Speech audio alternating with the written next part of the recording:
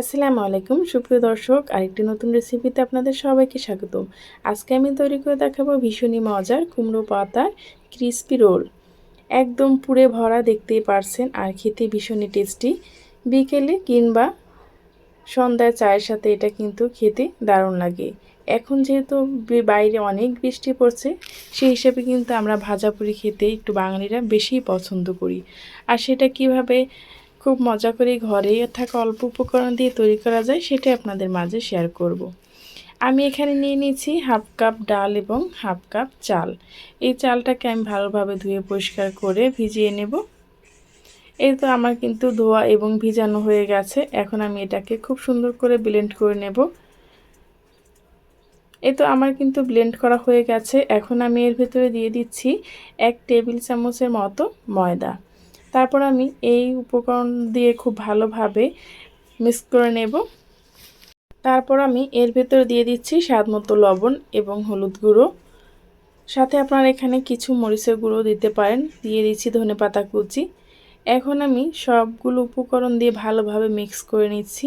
এই চালের গুঁড়োটা দেওয়ার কারণে কিন্তু এটা ক্রিস্পি হবে, ভীষণই খেতে ভালো লাগবে। এখন আমি এই ব্যাটারটাকে একটা সাইডে রেখে দেব।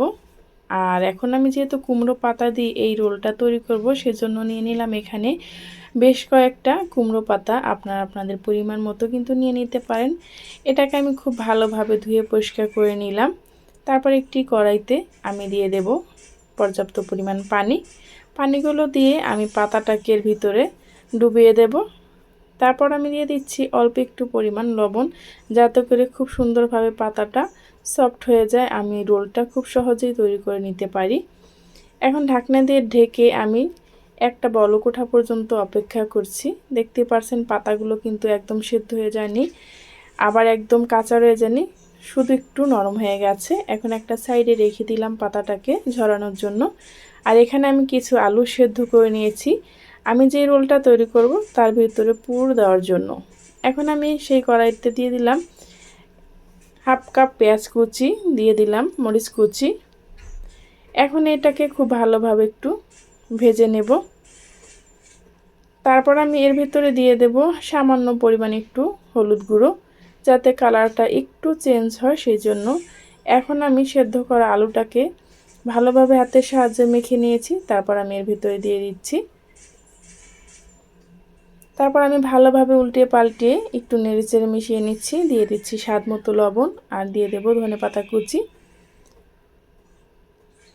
এভাবে করে ভালোভাবে যখন মেশানো হয়ে যাব, তখন আমি চুলাটাকে বন্ধ করে দেব। অবশ্যই এই ভর্তাটা আপনি যত ভালো করে করবেন, এই রোলটা কিন্তু খেতে অসাধারণ লাগবে। এখন আমি একটি বাটিতে এই ভর্তাটাকে উঠিয়ে নিচ্ছি।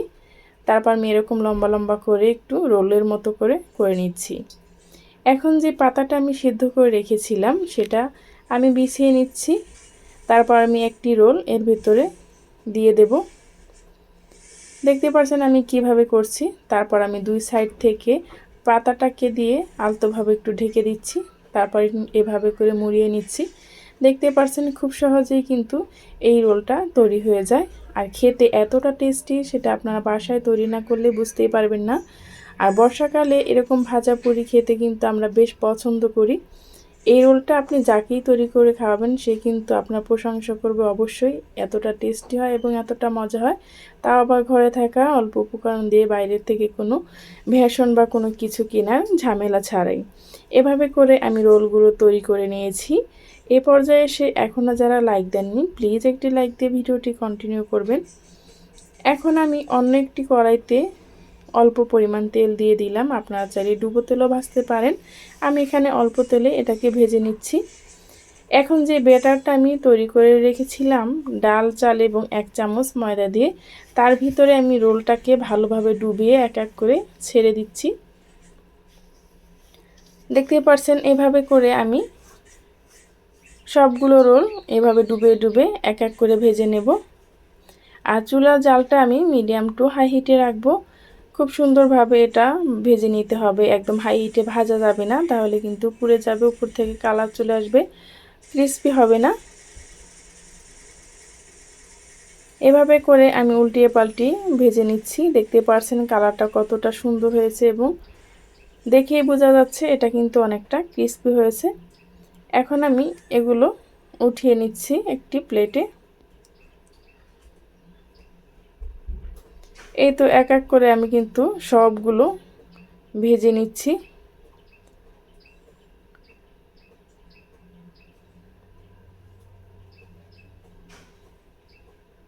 আর দেখুন কালারটা কতটা সুন্দর হয়েছে। আমার এই ভিডিওটার কোনো অংশ যদি আপনাদের কাছে ভালো লেগে যায় তাহলে প্লিজ চ্যানেলটি সাবস্ক্রাইব করে পাশে থাকা বেল আইকনটা ক্লিক করে রাখবেন, যাতে করে এরকম রেসিপি আপলোড করা মাত্রই আপনার কাছে নোটিফিকেশন পৌঁছে যায়। দেখুন এটার ভিতরে কতটা সুন্দর, আর পাতাগুলো কিন্তু একদম সবুজেই রয়ে গেছে। আর আমি এটা সস দিয়ে খাচ্ছি, এটা কিন্তু খেতে ভীষণই ভালো লেগেছে আমার কাছে। এই পর্যন্ত আমার সাথে যারাই ছিলেন তাদেরকে জানাই অসংখ্য ধন্যবাদ। পরবর্তী ভিডিও পর্যন্ত ভালো থাকবেন, সুস্থ থাকবেন। আল্লাহ হাফেজ।